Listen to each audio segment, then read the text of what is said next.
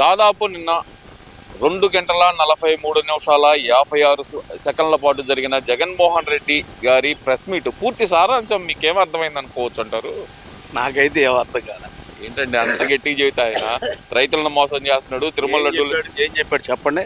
Parakamani case అంటే ఒక చిన్న దొమ్మి కేసు లాగా చెబుతున్నాడు, చిన్న దొంగతనం కేసులా చెబుతున్నాడు.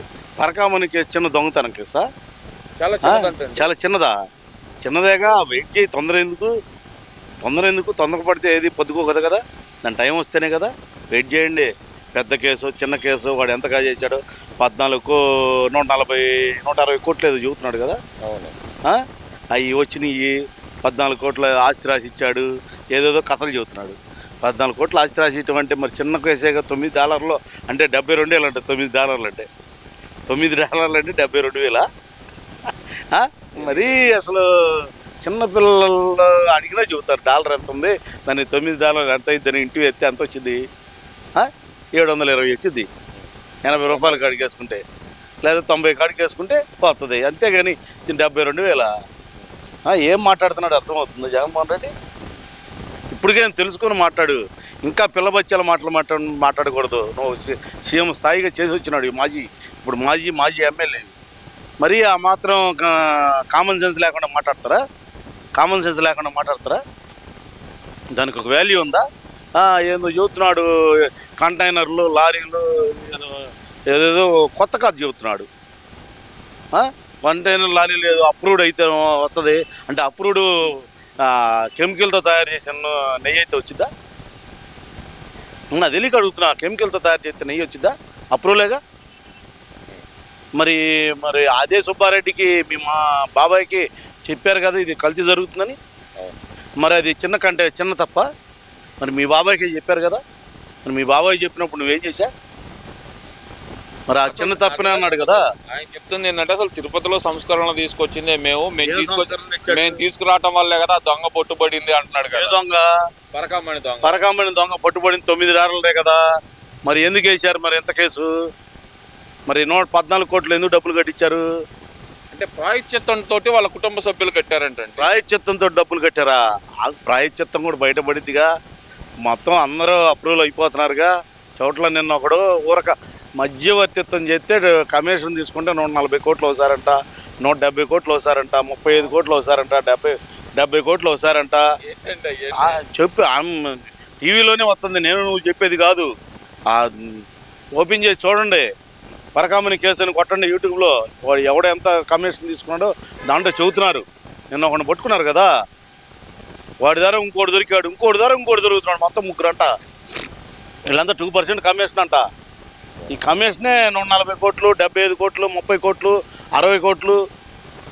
అంటే ఇదంతా కాకుండా ఇప్పుడు మీరు తిరుపతి వెళ్ళొచ్చారు కదా, నాకు ఒక చిన్న క్లారిటీ కావాలండి. క్లారిటీ చెప్పు చూస్తా. మీరు గతంలో ఎప్పుడైనా గడిచిన 5 సంవత్సరాల్లో తిరుపతి వెళ్ళారా? వెళ్ళొచ్చా. అప్పటి లడ్డుకి ఇప్పటి లడ్డుకి తేడా ఏమన్నా? చాలా తేడా ఉంది. అప్పుడు లడ్డు నిలవ ఉండేది, ఇప్పుడు లడ్డు బయట పెట్టు వారం రోజులు కూడా కమ్మన వాసన వస్తుంది.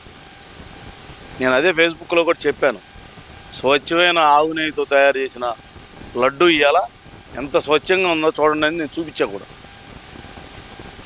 ఇప్పటికైనా తెలుసుకోవట్లే జగన్మోహన్ రెడ్డి. ఇంకా ఏదో పిల్ల బచ్చ కేసులు అనుకుంటున్నాడు.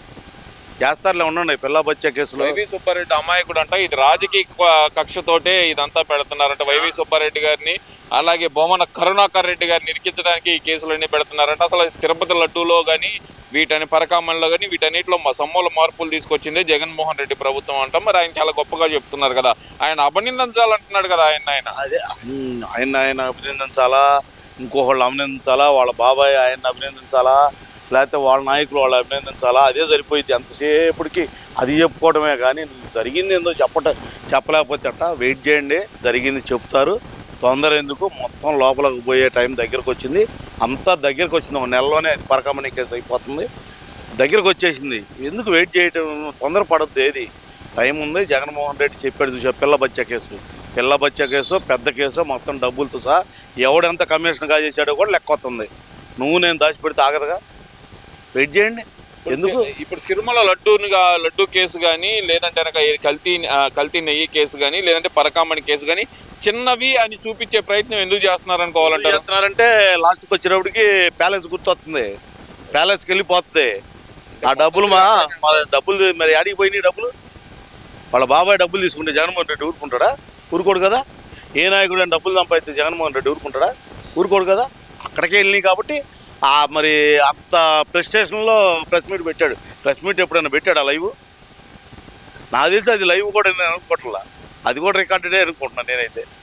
ఇలా చెప్పేస్తే అలాగండి, నిజాలు బయటకు నిజాలే మాట్లాడాలి, అబద్ధం మాట్లాడకూడదు. ఎప్పుడు నిజాలే మాట్లాడాలి.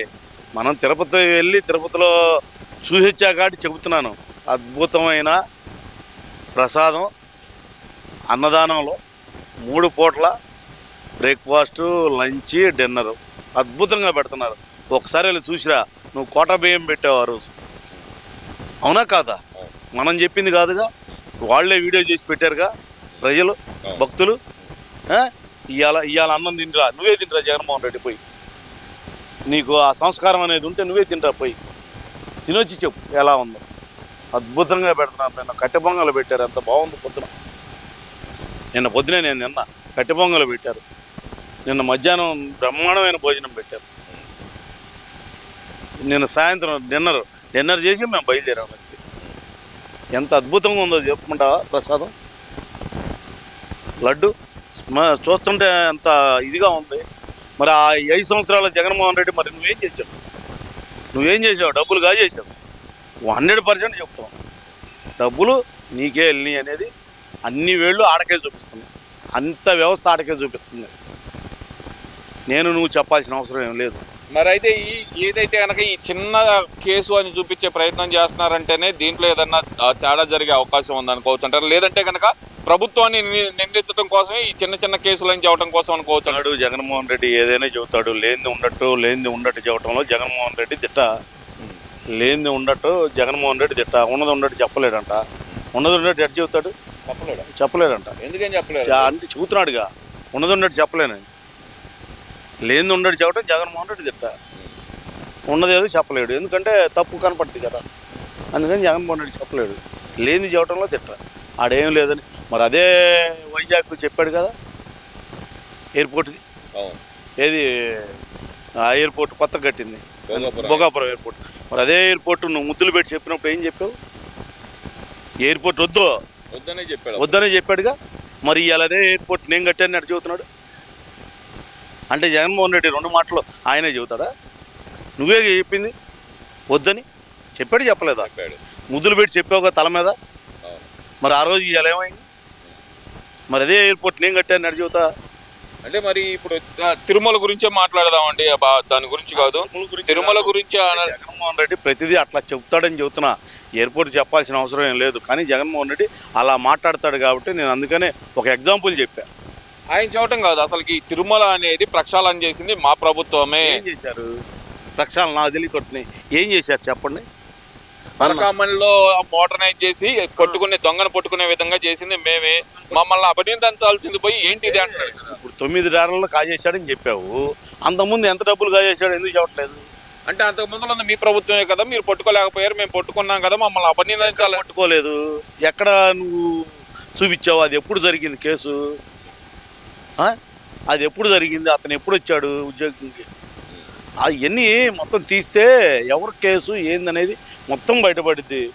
ఎందుకు జగన్మోహన్ రెడ్డి మాటలను మనం అంత ఇదిగా చెప్పాల్సిన అవసరం ఏం లేదు. ఓకే, ఓవరాల్గా ఏమంటారు? ఇప్పుడు తిరుమల తిరుపతిలో జరుగుతున్న తిరుమల తిరుపతి వేదికగా జరుగుతున్న 2 కేసుల్లో వైవి సుబ్బారెడ్డి గారు కానీ లేదంటే కనుక బొమ్మన కరుణాకర్ రెడ్డి గారు కానీ వీళ్ళిద్దరు తప్పించుకునే అవకాశం ఉందంటారా? వాళ్ళని తప్పించడం కోసమే ఇలా ప్రెస్ మీట్ పెట్టారనుకోవచ్చు అంటారా? 100% ఎవడో తప్పించుకోలేడు కాబట్టే ఆ పోలీస్ ఆయన పంపించారు. అది నిజమే కదా. ప్రభుత్వమే ఒత్తిడి వల్ల చనిపోయాడని చెబుతున్నాడుగా. ప్రభుత్వం ఒత్తిడి అయితే చెప్పారుగా. బొమ్మ రైల్వే స్టేషన్ దూకితే ఎట దెబ్బలు తగులుతాయి, చంపితే ఎట దెబ్బలు తగులుతాయి అనేది తేల్చారుగా. చనిపోయింది అచ్చనే చెప్పారుగా. ఎవరు చేశారనేది తేలుతుంది కదా. తొందర ఎందుకు? బొమ్మన కరుణాకర్ రెడ్డి అనేవాడు క్రిస్టియను. వైవి సుబ్బారెడ్డి వాళ్ళ ఆవిడ ఏం చేస్తుంది? క్రిస్టియనే కదా. మరి వీళ్ళిద్దరూ కొండ మీద ప్రక్షాళన ఏం ప్రక్షాళన చేశారు మీరు? వాళ్ళిద్దరూ ఎవరో క్రిస్టియన్లే కదా. వాళ్ళ ఆవిడ మరి మరి ఎందుకు జగన్మోహన్ రెడ్డి వాళ్ళకి ఇచ్చాడు? వాళ్ళకైతే లెక్కల పని లేదు, డబ్బులు పని లేదు, ఏమి పని లేదు, మొత్తం మన దగ్గర మనం తెచ్చుకోవచ్చనే వాళ్ళకి ఇచ్చాడు ఆ రోజు. అర్థమైందా? మరి వీళ్ళిద్దరు క్రిస్టియన్లే కదా, మరి క్రిస్టియన్లకు పదవి ఇచ్చారు అర్థం చేసుకోండి మీరైనా. అందుకని వెయిట్ చేయండి, అందరూ ఇరుక్కుంటారు. మొత్తం ఏళ్ళన్నీ ఆడికి పోతున్నాయి అంటే లాస్ట్కి వచ్చేటికి ప్యాలెస్కే పోతున్నాయి. 100% ప్యాలెస్ వ్యక్తే ఈ డబ్బులంతా కాజేశాడనేది పచ్చి నిజము. దాంట్లో చెప్పాల్సిన అవసరం లేదు, 100% అతనిదే ఉంది. కాబట్టి జగన్మోహన్ రెడ్డి అనే వ్యక్తి లోపలికి వెళ్ళటం పరకామణి కేసులో 100% జరిగింది.